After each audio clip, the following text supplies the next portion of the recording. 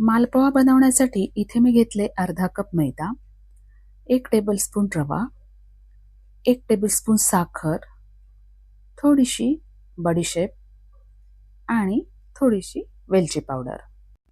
आता हे मिश्रण व्यवस्थित मिक्स करून त्यामध्ये तुमच्या आवडीप्रमाणे पाणी किंवा दूध वापरून एक स्मूथ बॅटर तयार करून घ्यायचं आहे. अर्धा कप दूध घालून याला व्यवस्थित मिक्स करून घ्यायचं आहे.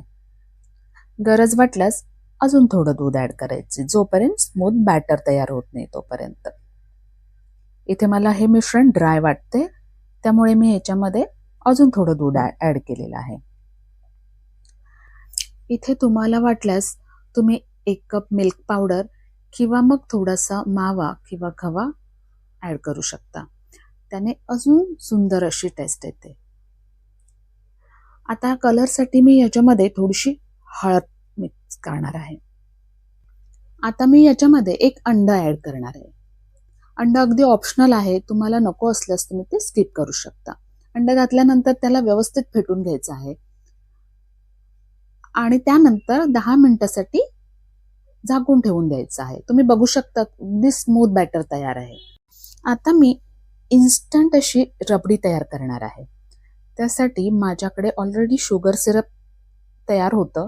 त्याच्यामध्ये मी 1/3 कप मिल्क पावडर ॲड केलेली आहे आणि थोडंसं दूध टाकून त्याला मिक्स करून घेतलेलं आहे. गरज वाटल्यास अजून थोडं दूध ॲड करून स्मूथ अशी पेस्ट तयार करून घ्यायची आहे. 2 मिनिटं सतत हलवून छान अशी पेस्ट तयार झालेली आहे. आता त्याच्यामध्ये तुमच्या आवडीप्रमाणे तुम्ही कोणतेही नट्स वापरू शकता. मी इथे बदाम आणि पिस्ता क्रश करून घेतलेला आहे, तो ॲड करणार आहे आणि त्यानंतर मिक्स करून याला फ्रीजमध्ये गार होण्यासाठी.